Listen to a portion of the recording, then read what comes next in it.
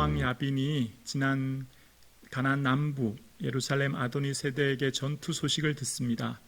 그들의 패배가 그냥 패배가 아니라 하늘에서 우박이 떨어지고 해와 달이 멈췄다는 소식을 듣고 그는 속히 군사를 모집합니다. 가나안 북부에 있는 모든 왕들에게 소식을 전하여 함께 모였는데 그들의 모인 수와 무기에 대해서 오늘 본문 4절에 보면 이렇게 기록되어 있습니다.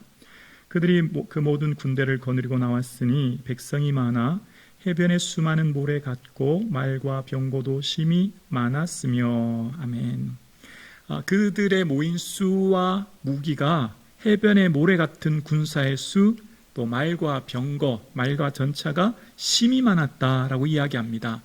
오늘 본문 이 하솔을 중심으로 한 가나안 북부 지역은 하솔 왕은 예루살렘의 한 10배, 여리고의 20배 되는 엄청난 성이었고 그 모인 군사 또한 해변의 모래 같다고 합니다.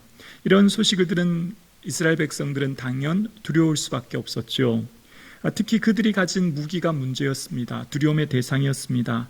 말과 병거는 최신식 최첨단 무기였던 거죠. 그 당시에. 그러니 이스라엘은 그러한 무기를 가지지 못한 상황에 놓이게 되었고 그것이 그들에게는 이스라엘에게는 큰 두려움이었습니다. 자, 오늘 본문의 1절이 하솔왕 야빈이라고 시작하여서 5절까지 이어지는데요. 그런데 오늘 본문 6절을 보면 이렇게 시작하죠. 여호와께서로 시작합니다.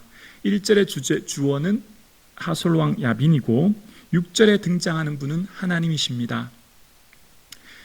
인생은 누구나 두려움과 어려움과 문제를 만나는데 그 두려움과 문제 앞에 하나님이 이끌어 주시는 인생, 하나님이 주어가 되는 인생, 하나님이 책임져 주는 인생, 하나님이 개입한 인생이 될 때 하나님께서 그 인생을 책임져 주시고 붙들어 주시고 놀라운 은혜를 주실 줄로 믿습니다.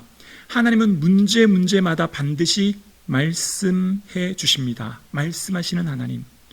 라디오 주파수를 잘 맞춰야 소리가 잘 들리시 우리가 하나님의 음성에 듣기 위해 애를 쓰고 노력하여 하나님께서 말씀하시는 소리를 들어야 합니다. 그 말씀을 들을 때 우리 마음에 참된 힘과 능력을 얻게 되거든요. 그 하나님께서 뭐라고 하셨냐면 여호와께서 여호수아에게 이르시되 그들로 말미암아 두려워하지 말라라고 말씀하십니다. 하나님께서는 여호수아를 통해 말씀하시는 것은 두려워하지 말라는 거예요. 왜냐하면 내일 이맘때 너희가 그들을 이스라엘 앞에서 넘겨주어 몰살시킨다라고 하는 겁니다. 하나님이 다 하시겠다라고 말씀하신 겁니다. 우리의 마음에는 비어있는 상태는 거의 없습니다. 우리 마음이 빈 그릇처럼 비어있기보다는 항상 무엇인가로 채워있는데 그것이 두려움으로 채워있든 혹은 말씀으로 채워있든 둘 중 하나인 거죠. 우리 마음에는 언제나 세상의 수많은 것들을 보면서 두려움이 우리 마음을 채울 경우가 많습니다. 그런데 우리 마음의 그 두려움을 이겨내고 말씀으로 채우기 위해 주만 의지하는 저와 여러분 되기를 주님의 이름으로 축복합니다. 이스라엘 백성들의 힘은 무엇입니까? 가나안 백성들, 가나안 북부 연합군들, 하솔왕 야빈을 비롯한 그들의 힘은 무엇입니까? 군사의 수와 무기였습니다. 그들의 힘, 국방력, 전쟁에서 승리할 수 있는 그들의 근원적인 힘은 바로 군사와 무기였습니다. 이스라엘 백성들에게 하나님께서는 원하시는 게 있었는데요. 그 원하시는 뜻을 6절 하반절 보면 알 수 있어요. 오늘 6절 하반절에 보면 이런 말씀을 하시죠. 너는 그들의 말 뒷발의 힘줄을 끊고 그들의 병거를 불사르라. 전쟁에 나아가는데 두려워하지 마. 내일 이맘때 내가 너희를 넘겨줘서 이기게 할 거야. 그것으로 끝난 게 아니라 하나님이 한 가지 명령을 내리십니다. 뭐냐면 그들이 말과 병거를 불사르라라고 하시는 거예요. 말과 병거는 뭐죠? 국가의 이 안전과 생명을 지키는 것은 국방력이지 않습니까? 그것은 곧 군사의 수와 무기지 않습니까? 가나안 백성들, 가나안 연합군들의 힘은 무기였지만 너희들의 힘은 무기나 군사에 두지 말고 하나님께 두어라.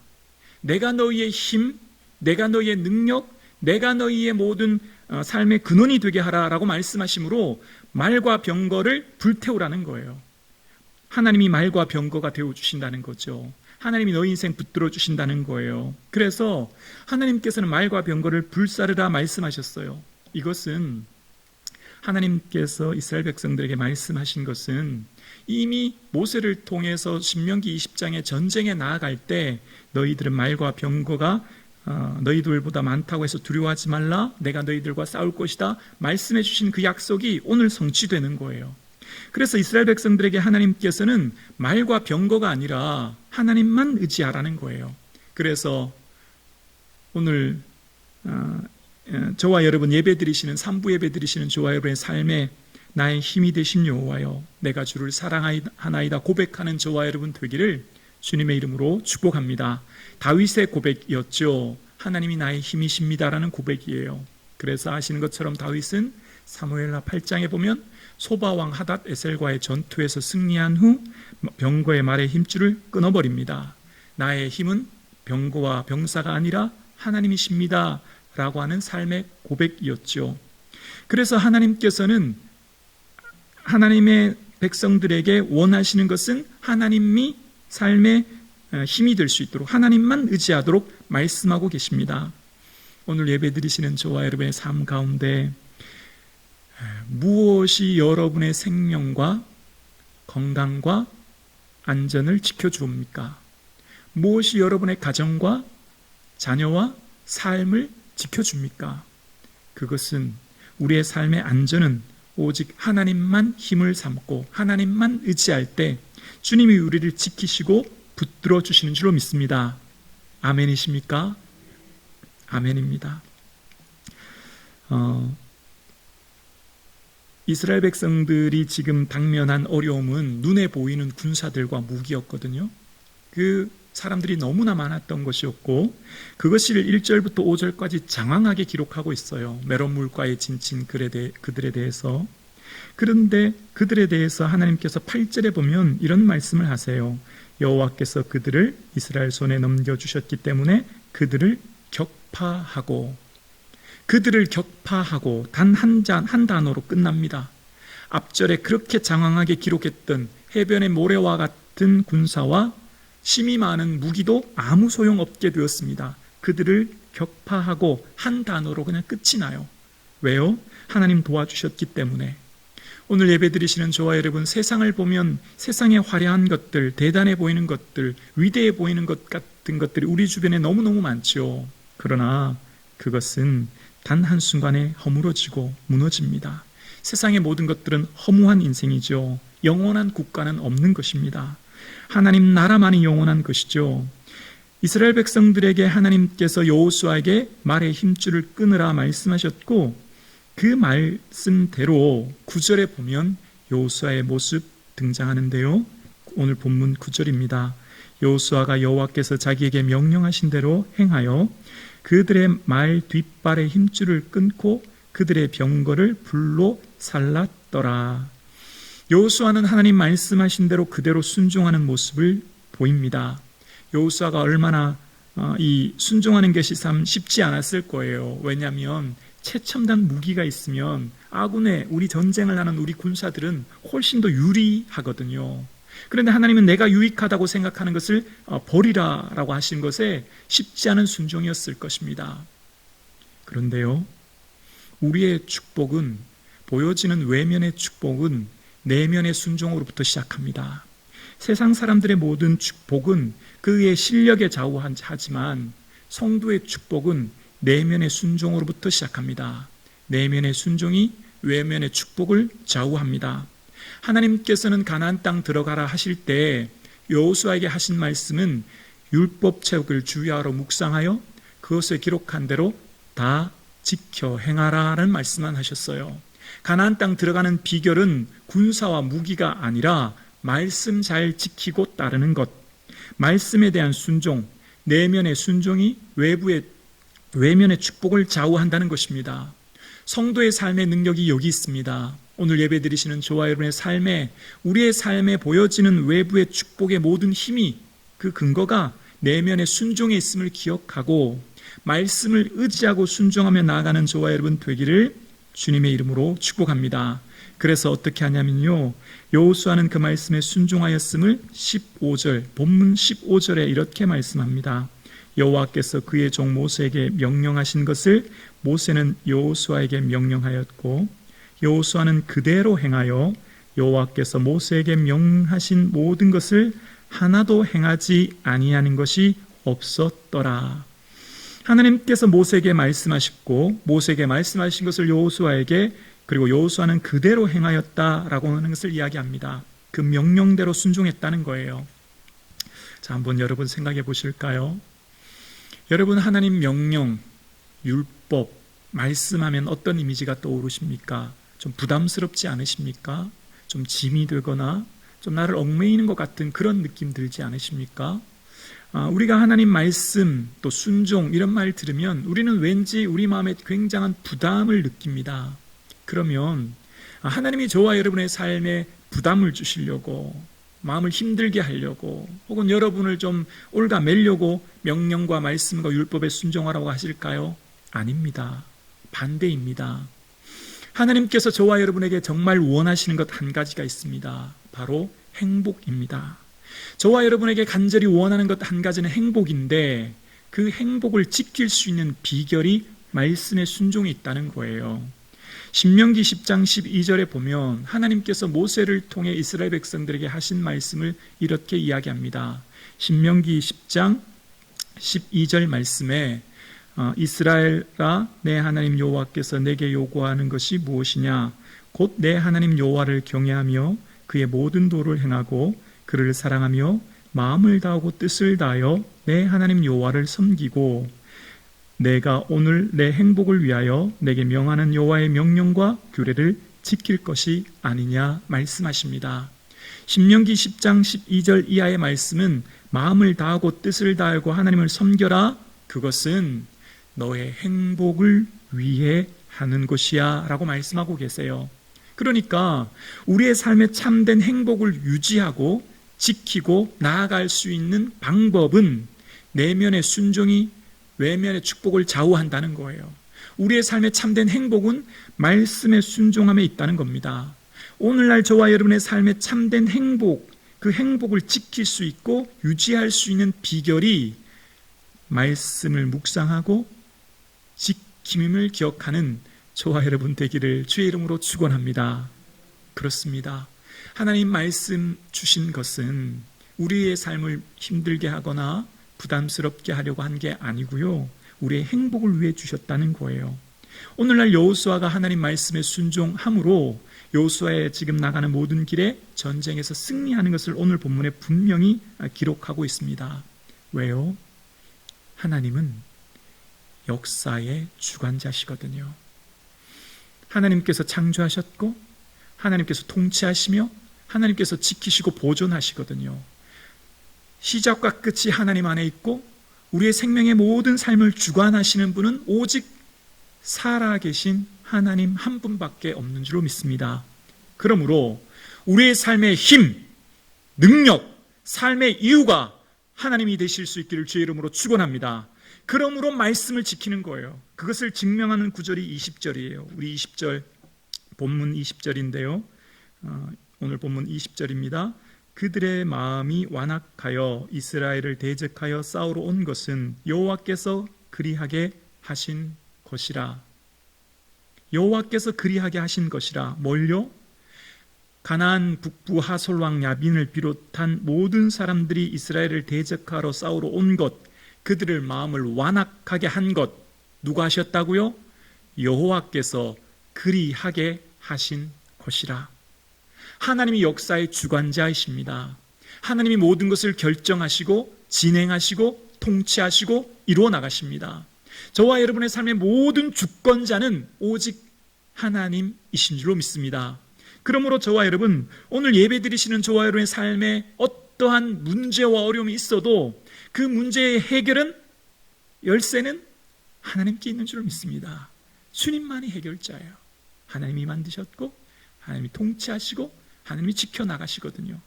그래서 우리의 삶 가운데 하나님의 능력을 경험하는 삶, 우리의 삶 가운데 문제가 더 이상 문제가 되지 않는 삶, 우리 삶에 둘러진친 수많은 두려움과 어려움들이 더 이상 내게 두려움이 되지 않는 힘, 그것은 하나님을 전적으로 의지하는 믿음으로부터 시작합니다. 어디에서부터요? 하나님을 전적으로 의지하는 믿음.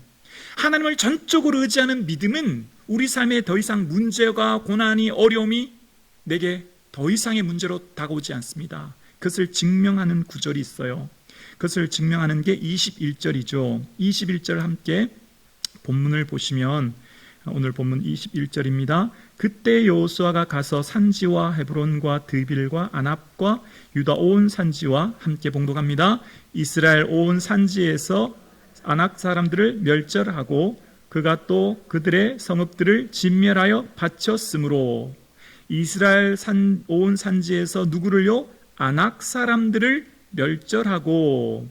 그 다음 지금 이야기하고 있는 것은 아낙 사람들을 멸절했대요. 자, 여러분 한번 생각해 보세요. 아낙 사람들 하면 뭔가 좀 떠오르거나 생각나는 상황 있지 않습니까? 아낙 사람들 하면 뭐가 많이 들어보지 않았습니까? 그렇습니다. 바로 40년 전 이스라엘이 가나안을 정탐했을 때 정탐했던 10명의 보고 중에 보고한 후 이런 보고를 하죠.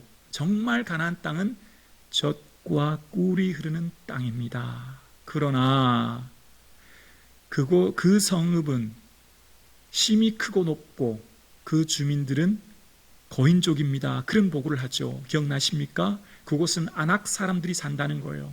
네피림의 후손이며 아낙 자손들의 거인들을 우리가 보았나니 우리는 보기에도 스스로 메뚜기 같으니이다 라는 보고를 해요. 이스라엘 백성들이 40년 전에 왜 가나안 땅 못 들어갔죠? 첫 번째는 성이 너무 높고, 두 번째는 거인인 아낙 사람들이 있어 갈 수 없다는 거예요. 자, 그럼 생각해 볼까요? 40년 전에는 아낙 사람들이 거인이었는데 40년이 지난 지금은 난쟁이가 되었나요? 아니죠. 똑같이 그대로 지금 그들은 거인이에요. 뭐가 바뀐 거예요? 우리의 믿음이 바뀐 거예요. 우리의 눈이 바뀐 거예요. 오늘 본문에 거인이란 말이 등장합니까? 네피림의 후손이란 말이 등장합니까? 나오지 않습니다. 그냥 여러 가나안 족속 중에 한 족속으로만 기록될 뿐이에요. 믿음의 크기가 문제를 결정하는 거예요. 하나님에 대한 믿음이 우리의 문제를 결정해요. 우리 인생의 모든 문제는 그러므로 믿음에 달린 거예요. 믿음에. 여러분 초등학교 운동장 가보셨습니까? 과거에 초등학교 다닐 때 운동장이 얼마나 크고 넓습니까? 놀이기구가 얼마나 높았습니까? 졸업하고 10년, 20년이 지나서 모교를 찾아가 보셨죠? 초등학교 운동장이 얼마나 작은지 몰라요. 놀이기구가 얼마나 유치한지 몰라요.